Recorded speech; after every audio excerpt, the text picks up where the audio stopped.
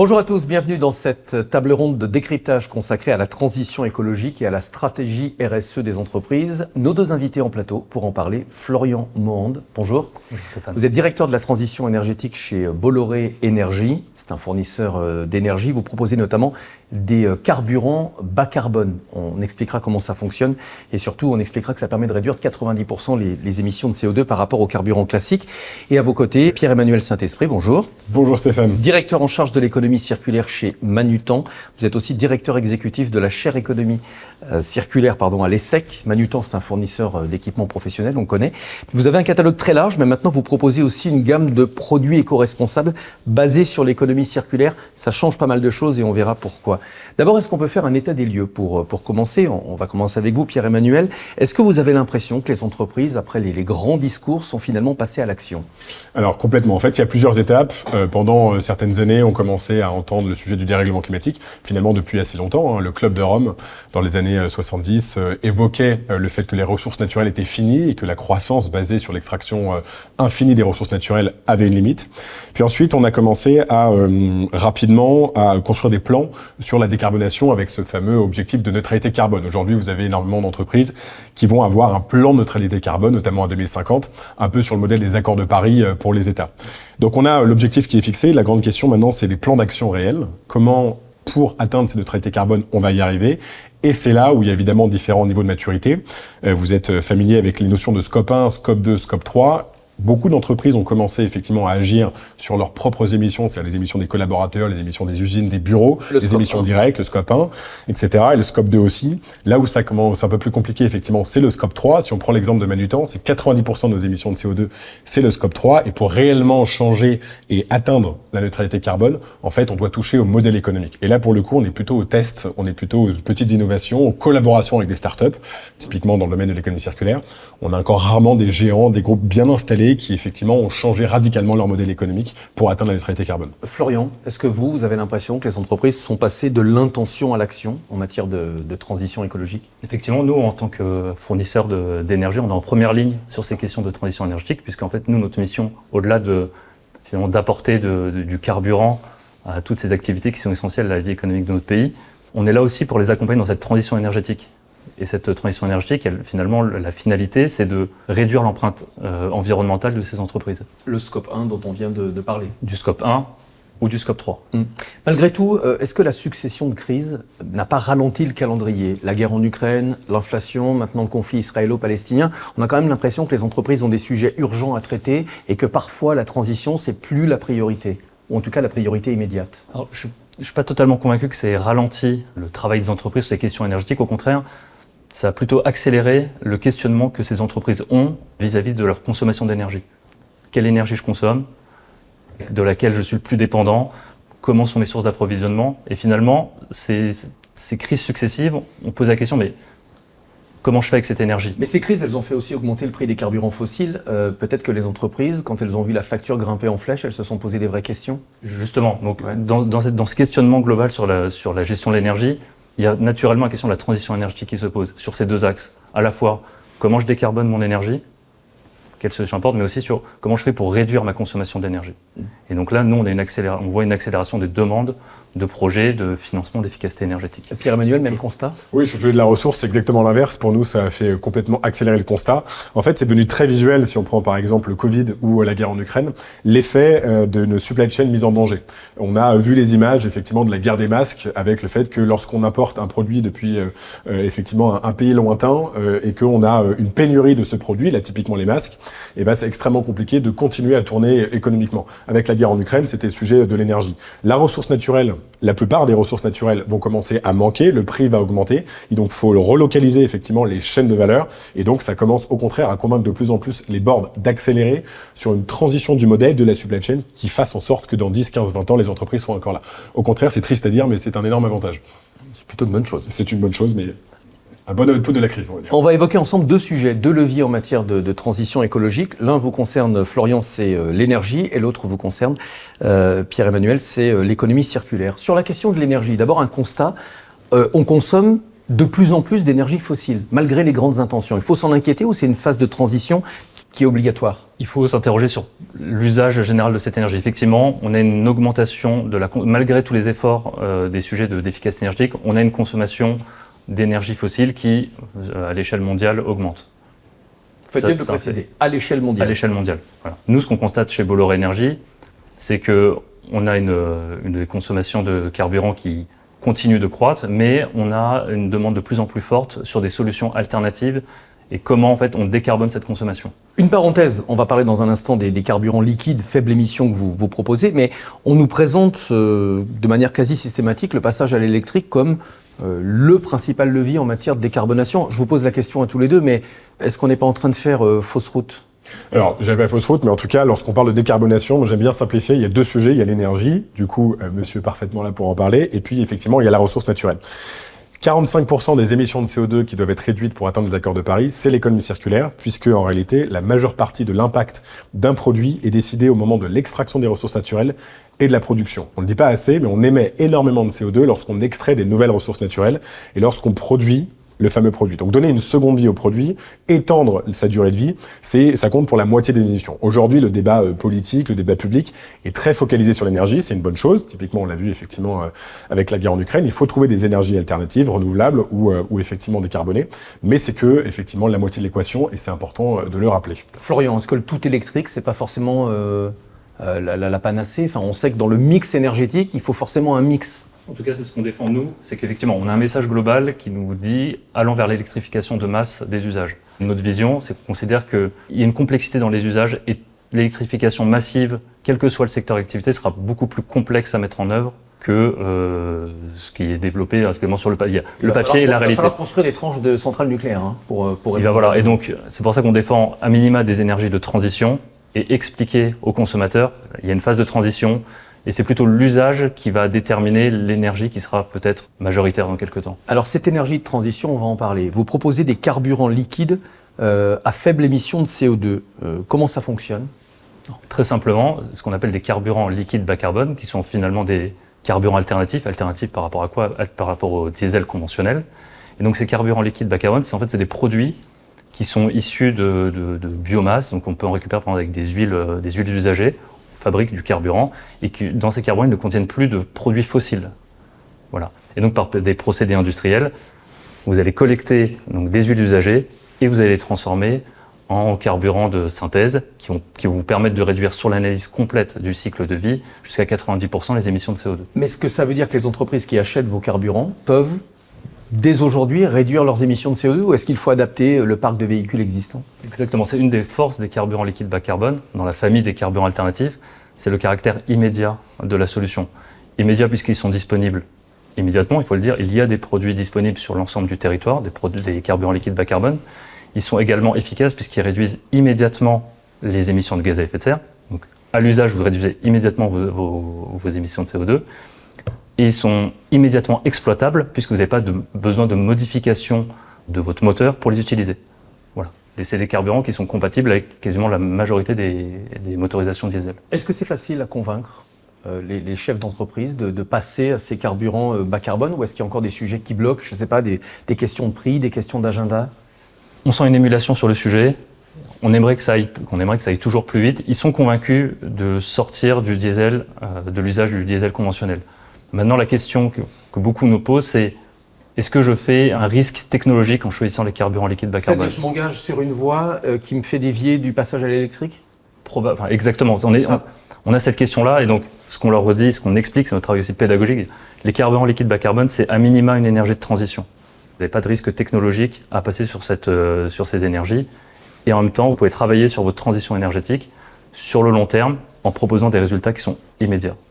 Donc ça reste une combustion, Pierre-Emmanuel, mais ça évite de produire de nouveaux véhicules. Ce que j'allais dire, c'est qu'en fait, on est aussi parfaitement dans l'économie circulaire, puisqu'en fait, vous réutilisez via des huiles, concrètement du CO2 déjà produit, pour éviter l'extraction de nouvelles énergies fossiles. Et c'est cette partie-là, notamment les émissions de CO2 de l'extraction d'énergies fossiles, qui émet énormément de CO2. Donc en fait, on est aussi sur un principe circulaire. Florian parlait d'énergie de transition. C'est intéressant aussi de pouvoir faire le gap, pardonnez-moi cet anglicisme, entre justement une situation actuelle avec des énergies fossiles et de l'électrique complètement décarbonée? Oui, non, complètement. De toute façon, chaque situation est particulière. En fait, vous avez des poches d'émissions de CO2 qui sont extrêmement peu utiles, on va dire extrêmement peu efficaces, qu'il convient tout de suite de targeter et de réduire. Il y en a d'autres qui prennent beaucoup plus de temps. Moi, j'ai tendance à dire que l'économie circulaire n'est pas une bonne solution dans l'absolu. Chaque situation est particulière. Chaque entreprise doit étudier sa chaîne de valeur pour voir là où elle peut en faire. Parfois, il y a des projets d'économie circulaire qui sont mauvais en termes de décarbonation ou qui ont peu d'impact. Donc, il faut regarder tous les outils à disposition et ensuite programmer avec une deadline claire, effectivement, sa décarbonation. En général, en 2050, avant si possible. Il faut regarder tous les outils, parfois en transition, parfois très rapide. Florian, on parlait tout à l'heure de scope 1, scope 2, scope 3. Qu'est-ce que ces carburants permettent? Pour l'entreprise qui utilise ces carburants, ça permet de diminuer le scope 1. Tout à fait. C'est le double avantage de ces carburants liquides bas carbone, c'est je suis transporteur, je roule au carburant liquide bas carbone, je réduis mes émissions directes, donc mon scope 1, je réduis mes émissions de CO2. Immédiatement. Mais moi, je suis transporteur, j'ai un donneur d'ordre, et donc potentiellement, mes émissions du scope 1, mes propres émissions, c'est les émissions du scope 3 de mon donneur d'ordre. Donc voilà, c'est aussi un caractère différenciant pour les entreprises qui s'engagent. Les conséquences vont bien au-delà de l'entreprise qui prend cette décision. Exactement, c'est une dynamique globale sur toute la chaîne de valeur. L'autre levier, on en parlait donc tout à l'heure, l'économie circulaire. Les choses s'accélèrent, Pierre-Emmanuel, pour le grand public. Alors on le voit pour la mode, hein, c'est un segment qui s'est développé rapidement. Est-ce que c'est vrai aussi en B2B, chez les professionnels? Alors, j'ai tendance à comparer effectivement la révolution de l'économie circulaire avec le digital. C'était un peu exactement la même chose. Les premiers vraiment usages ont été dans le B2C, où il y a des choses nouvelles qui ont été créées et qui se sont fortement accélérées. Et le B2B a tendance toujours un petit peu à suivre. Pourquoi? Parce que c'est un marché test ou C'est un marché test. Peut-être que effectivement la transition dans une entreprise qui par nature est un groupe de beaucoup d'acteurs, mais plus de temps.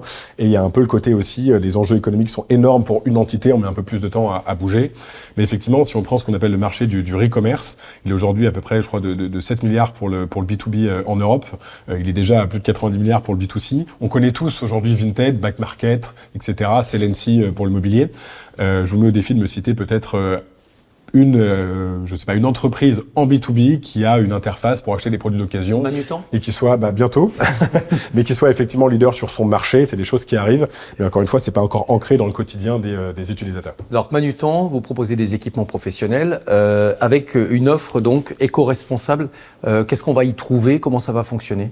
Alors, déjà, dès aujourd'hui, effectivement, notre chemin, vous l'avez dit, on fait des transitions. La première chose qu'on a faite, vu qu'on vend énormément de produits, on a un levier d'action très fort sur les acheteurs dans les entreprises. On a regardé effectivement tout ce qu'on vendait déjà et on a créé ce qu'on appelle l'offre responsable.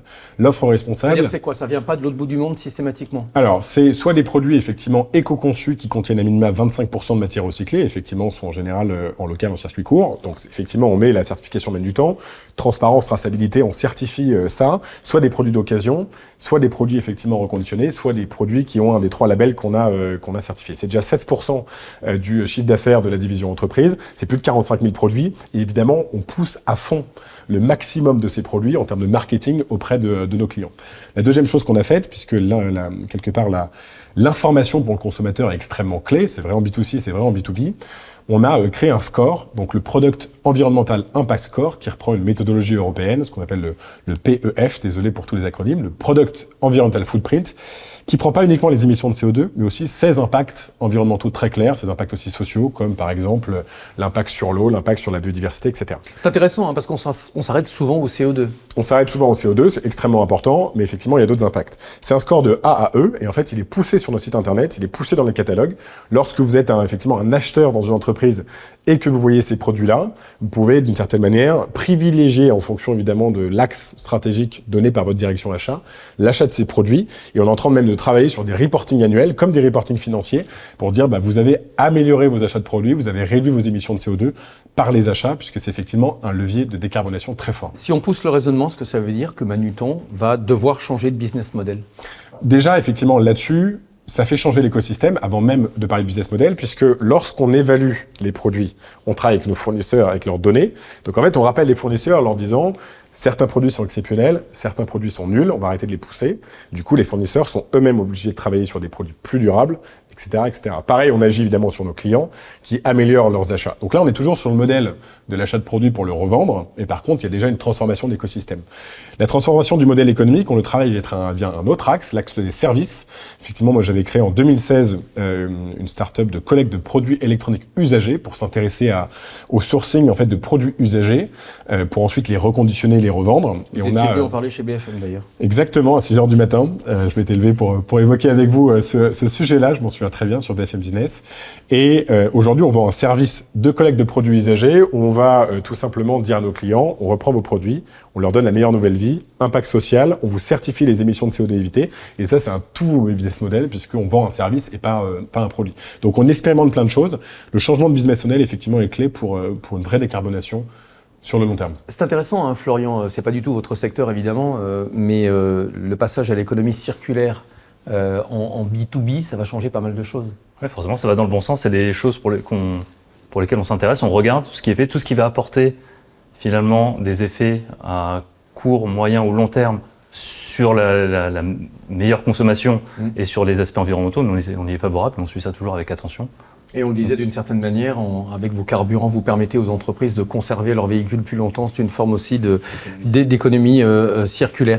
Est-ce que le chiffre d'affaires d'une entreprise, c'est toujours un indicateur pertinent du coup, si on change de modèle? Oui, complètement, mais pas forcément le seul. C'est surtout ça le sujet. Tout le monde, hein. Oui, non, mais alors moi je suis très à l'aise avec le sujet. Il faut de l'argent, il faut être profitable pour pouvoir investir dans des usines de reconditionnement. Donc on n'est pas dans la décroissance. En fait, purement décroissance économique, si tout simplement vous avez un modèle économique qui, à chaque fois que vous faites 1 euro de chiffre d'affaires, vous décarbonez en même temps, ce sujet-là, en fait, je le comprends pas énormément. Il est beaucoup trop large, il n'est pas assez défini pour répondre par oui ou par non. Ça dépend effectivement de votre impact sur les ressources naturelles, des émissions de CO2, votre impact social quand vous faites du chiffre. En fait, moi j'aime beaucoup la notion de la value hill dans l'économie circulaire, où en fait vous avez effectivement la plupart du chiffre d'affaires aujourd'hui de la croissance mondiale qui repose sur une économie à usage unique, qui exploite les ressources naturelles de la planète, 1,7 planète en termes de ressources naturelles consommées annuellement. Mais de l'autre côté, effectivement, si vous allongez la durée de vie des produits, vous créez des modèles autour de l'économie de la fonctionnalité, que vous arrêtez d'incinérer tous vos déchets, etc., vous créez une nouvelle forme de croissance qui, effectivement, elle est complètement compatible et au contraire, elle encourage la décarbonation autre. Donc, le pure notion d'euro ou autre, elle n'est pas quelque part suffisante pour définir une bonne ou une mauvaise croissance. Florian, l'industrie du réemploi, quand vous parliez tout à l'heure d'huile usagée, vous les récupérez comment?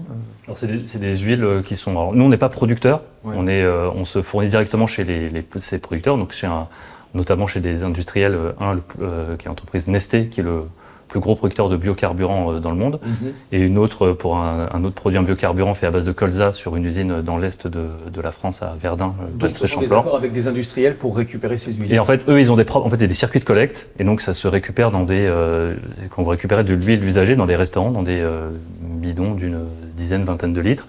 Il y a des circuits de collecte qui sont assez complexes, et voilà, qui vont être ramenés pour après être transformés en carburant bas carbone. Comme quoi vos deux sujets sont liés. Vous utilisez quoi comme carburant chez Manutan? Vous me posez une colle, j'ai absolument aucune idée. On a une directrice RSE, je sais qu'on a électrifié les parcs de véhicules, on a mis des panneaux solaires, ça je le sais très bien. Ouais. Et on a fermé certains étages. Mais alors, pour les véhicules thermiques, il y a peut-être aussi une solution. Je vais faire le malin, mais j'ai pas de voiture. Donc voilà, comme ça, je peux pas vous répondre. Une dernière question, est-ce que l'industrie du réemploi peut, selon vous, constituer un facteur de réindustrialisation? C'est un sujet très politique dont on parle beaucoup. Mais c'est pas juste effectivement constituer un facteur, c'est un facteur absolument clé. Le réemploi, c'est quoi? C'est directement effectivement, déjà créer de l'emploi en local. La deuxième chose, c'est réduire directement les émissions de CO2 parce qu'il y a une valeur qui gît sous nos pieds, tous les produits accumulés, usagés, qui est monstrueuse. On est sur 2500 milliards de valeurs perdues sur des produits qui sont directement considérés comme des déchets alors qu'ils ont encore une valeur économique. Et c'est la seule voie au passage pour améliorer la balance commerciale et réexporter enfin des produits manufacturés, des produits reconditionnés sur notre territoire, qui nécessairement sont décarbonés, en compétition avec des produits pourris qui viennent de l'autre bout de la planète.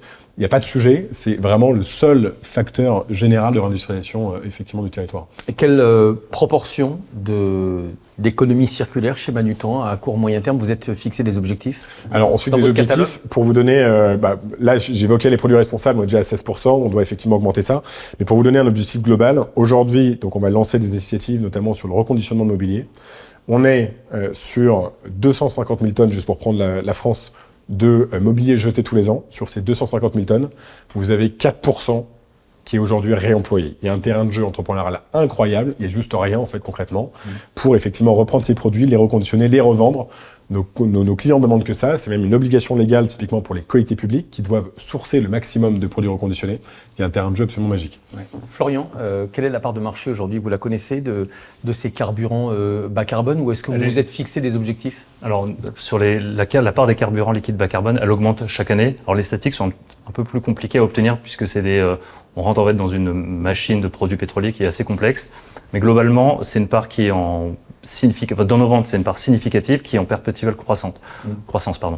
Effectivement, nous, on s'est fixé plusieurs objectifs, d'essayer de tripler nos ventes de carburant liquide bas carbone pour 2024. x3 en un an. x3 en un an. Ouais. Je pense que il y a des enjeux et on est Bolloré Énergie, on vend plus de 3 millions de mètres cubes de produits énergétiques par an.